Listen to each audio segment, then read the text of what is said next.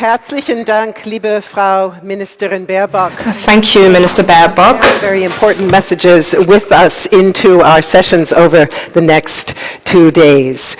As we just heard from the Minister, the burdens of mitigation and adaptation do not fall fairly. To date, Africa is perhaps the continent most affected by the climate crisis and yet least responsible for its causes. Our next keynote speaker says we must not allow that paradox to stand in the way of action.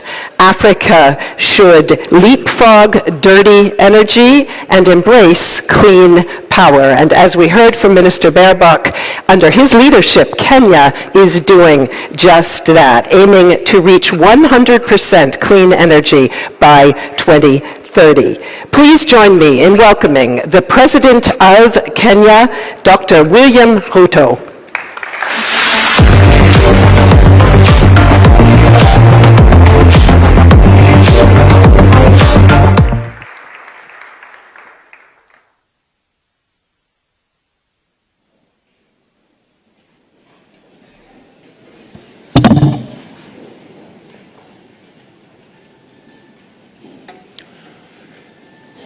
Excellencies, ladies and gentlemen, good morning.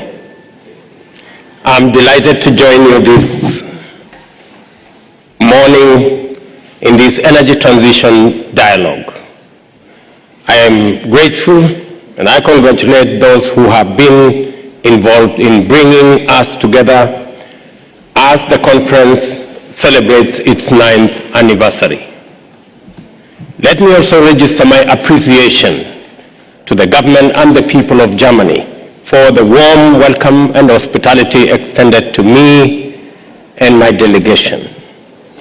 The Berlin Energy Transition Dialogue provides a valuable platform to exchange ideas on how to address the two interlinked challenges we face, that is of climate and energy. The conference comes just a week after the IPCC released the synthesis report, which essentially puts the world on notice that we are on the brink of irrevocable damage unless we act swiftly and before it's too late. And the message was loud and clear. The world needs to reach net zero sooner than was anticipated in the Paris Agreement, that is by 2040 instead of 2050. How to achieve that goal and what are the drastic actions needed to cut emissions is the dialogue that governments and policymakers around the world must have. And that is why this energy transition meeting is timely. The dialogue on energy transition, on how to balance energy security, affordability, and lower greenhouse emissions is at the heart of sustainable development, and it is a transition that needs to happen even faster. The vital role of energy in our lives and economies must and was brought home last year in 2022, especially to Europe, more compellingly than ever before in recent history. Europe is accelerating its transition to renewable energy, now driven not only by an existential climate imperative, but also by energy security concerns. I think my sister has ably put that in context. Let me today share with you what this transition looks like in Kenya and for Africa, and give the vision of Africa's assets and our ability to leapfrog technologically, make the continent and Kenya in particular a critical partner if we are all together going to navigate this next era of energy transition. As I do that, I hope you won't mind me reminding us that 138 years ago, a very different conference was taking place here in Berlin. One that also involved collaboration and cooperation but of a more exclusive and violent nature. At that Berlin conference, it was a German chancellor who convened 14 of the world's leading powers to divide Africa among themselves and carve up our land and our people as they saw fit. In the years since that conference, so much has changed.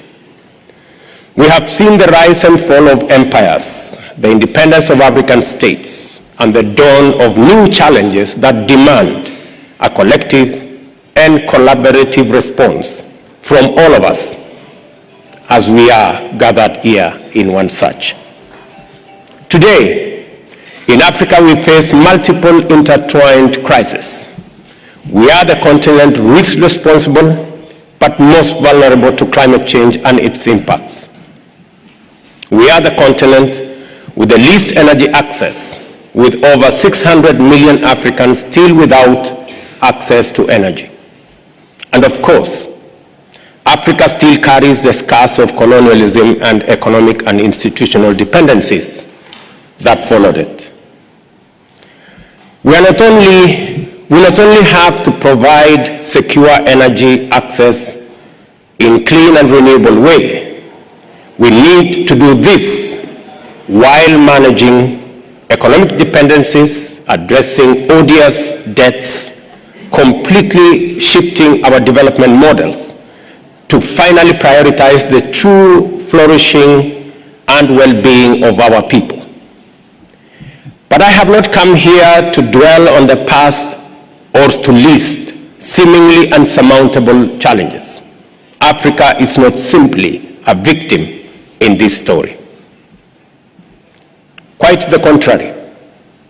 It is precisely in light of these challenges that Africa's leadership on climate action is not just powerful, but it is also inspiring. In Africa, not too far from here, lies a continent of abundance, especially when it comes to renewable energy and green industrialization potential. The continent's renewable energy potential is 50 times greater than the anticipated global electricity demand for the year 2040. The untapped solar and wind potential is rated as super abundant in most African countries, meaning the potential is over 1,000 times the current demand. By contrast, all of Europe is classified as either replete or stretched, with renewable energy potential less than 10 times the current demand, indicating they will not be able to meet a massive growth in energy demand with domestically generated supply. Moreover, in Africa lies 30 to 40% of the world's minerals, including those on which the green energy transition depends, and plentiful relevant natural resources and assets. Add all that to Africa being home to the world's youngest and most rapidly expanding workforce. 60% of Africans, for the record, are under the age of 25. And you start seeing, from where I stand, why we need a conversation about Africa. Besides, we have the benefit of being able to leapfrog into a cost curve of technologies that didn't exist even a decade ago. One that supports green economic growth. As Franz Timmermans said a few weeks ago, and I quote, "The continent of Africa is probably going to be the most important partner for Europe in terms of developing the renewable energy sector," end of quote. And Kenya is leading the way. We will be the continent's green energy hub. Our national grid is small, at just 3 gigawatts, yet 92% of the power on it comes from zero carbon sources like geothermal, hydro, wind, and solar. We aspire to reach 100% renewable in 2030. and to take a quantum leap to 100 gigawatts grid size and 100% renewable by 2040. That is possible thanks to our untapped potential of nearly 78 gigawatts of solar energy, over 57 gigawatts of wind energy, at least 10 gigawatts of geothermal energy, and 6 gigawatts of hydro. But the small grid size and relatively high energy costs have made it hard to attract energy-intensive industry to Kenya in the past. Yet energy-intensive anchor demand is exactly what is needed to make investment in additional renewable energy generation capacity bankable. Therefore, renewable energy generation capacity and industrial deployment need to be developed concurrently to overcome the current stalemate where each is waiting for the other to happen. This is a fundamental difference with European renewable energy development, where limitations may be available locations, maybe permits and grid management, but you do not need to line up demand before you develop an investment case. This African reality tends to surprise foreign investors and drive the misunderstanding that there is no viable opportunity. So, what does Europe need to do to enable Africa meet its full potential as an energy and climate solution center?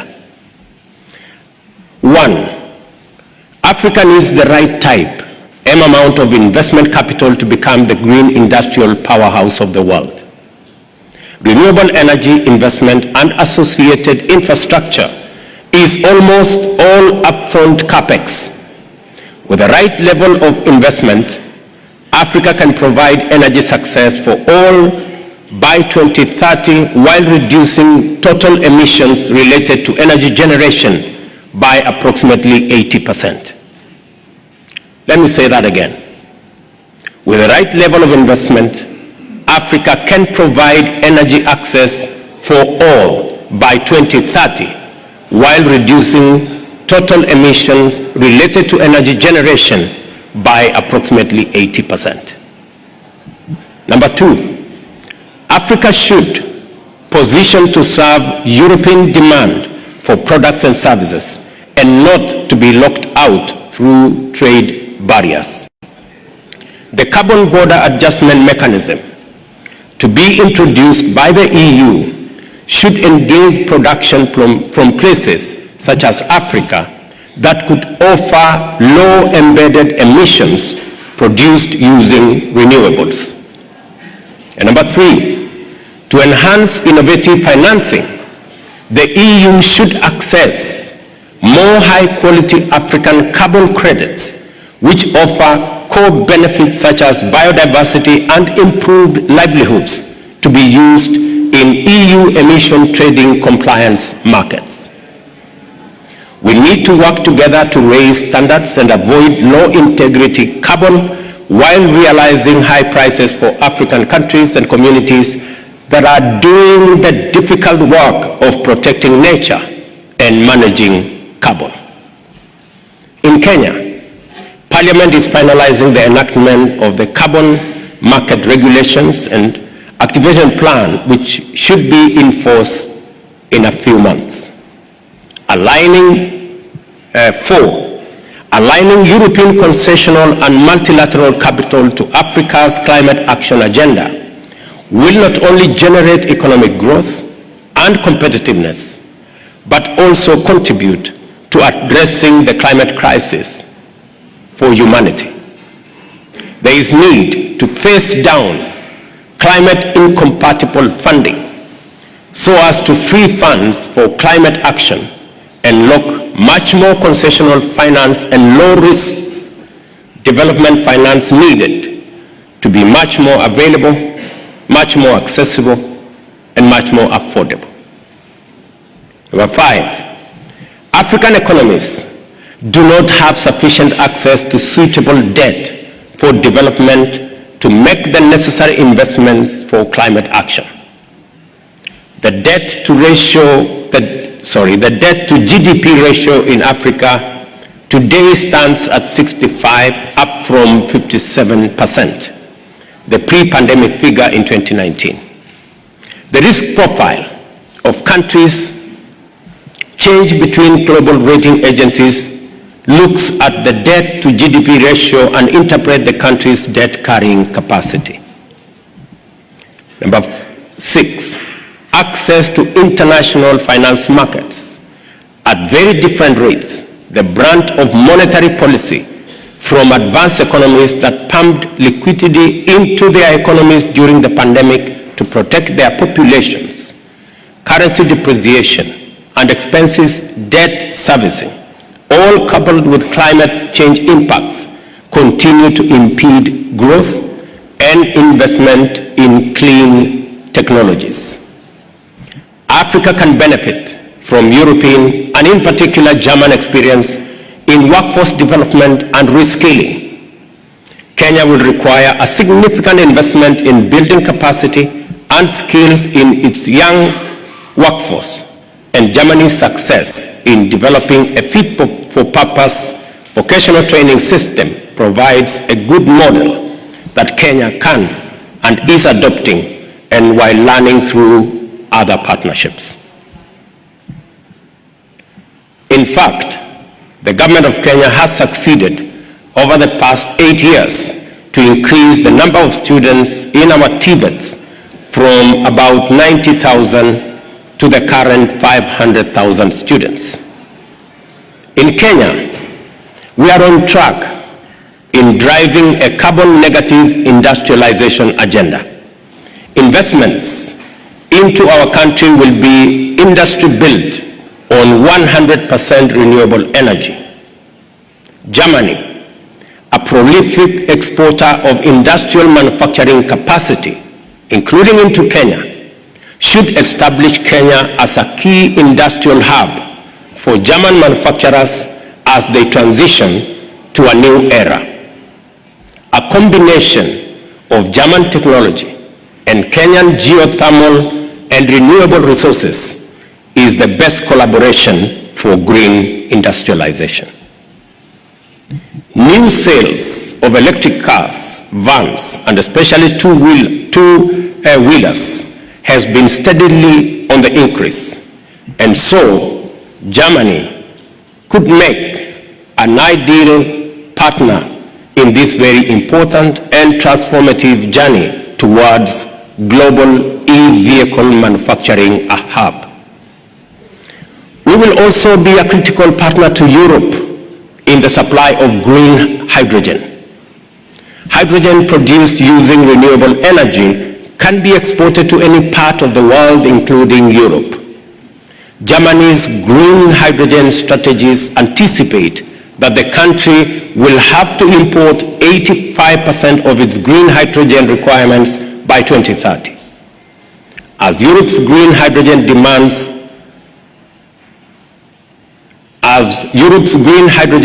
support the development of reliable supply chains and rules-based international hydrogen markets, Kenya is a good investment partner to help decarbonize the German economy and green the EU manufacturing capacities.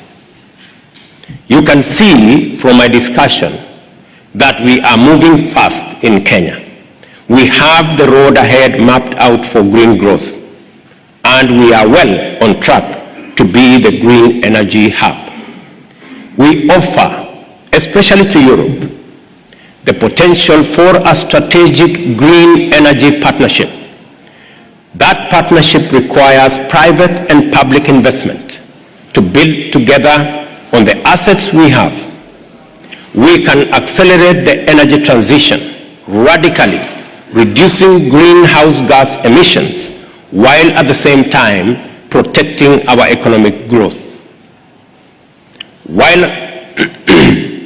But it requires bold strategic partnerships. Winning will not be possible without allies and partners who will bring technologies and investments necessary to unlock the huge renewable energy resources in Kenya and the continent of Africa for a mutually beneficial win-win outcome. Of course, we must acknowledge that the EU has been an ally and partner to Africa on these issues for many years now. In 2007, we saw the launch of the Africa-EU Energy Partnership with the aim to facilitate the achievement of universal access to affordable, sustainable, and modern energy services in Africa. We have also seen partnerships deepened beyond the continent level to bilateral levels. Most recently, these have come in the form of just energy transition partnerships, which I know we will be hearing much more about over the next coming days. And of course, Europe remains one of the biggest investors and trading partners in Africa's economies more broadly. It goes without saying that Africa-Europe relations have helped create millions of jobs and remain a critical cornerstone of our future. In conclusion, the challenge I put forward to us for the next days is as follows. If we want to have a real chance of addressing the climate crisis, if we want to have a real chance of addressing past and persistent inequalities, and if we want to have a real chance of breaking the cycle of dependence that have plagued Africa and the global South more broadly for decades, then we will need to rise to the challenge of genuine partnership. Partnerships for renewable energy developments across the continent that are people-centered, socially and environmentally sound. Partnership that do not simply worsen the existing cycles of indebtedness and dependence. Partnership that puts real, additional financing into African-led just transitions without simply increasing debt and profit extraction. Partnership that do not push Africa further into the past and further into fossil fuel lock-in, while failing to invest in real transition pathways towards a better, brighter, and cleaner future. I hope you all will join me in the next few days in rising to this challenge of genuine partnership. Finally, I would like to announce to you that Kenya is hosting the first ever Africa Climate Action Summit in Nairobi from 4th to 6th September this year. The object of the summit is to rally the world to tackle climate challenges that the least emitting continent, and to more importantly tap the numerous opportunities that Africa presents towards global zero ambition. The summit will provide a unique platform to deliberate on the nexus between climate change and Africa's development reality, and the need to push for increased investment in climate action globally and specifically in Africa. I invite German and European companies and organizations to come and sample opportunities and ideas on Africa's contribution to solving this global climate challenge that poses existential threat to humanity. Let us work together for pro-climate, pro-growth development. It has been proven that we can reduce emissions even as GDP grows. And Kenya and Africa are the best partners for this paradigm shift. I thank you.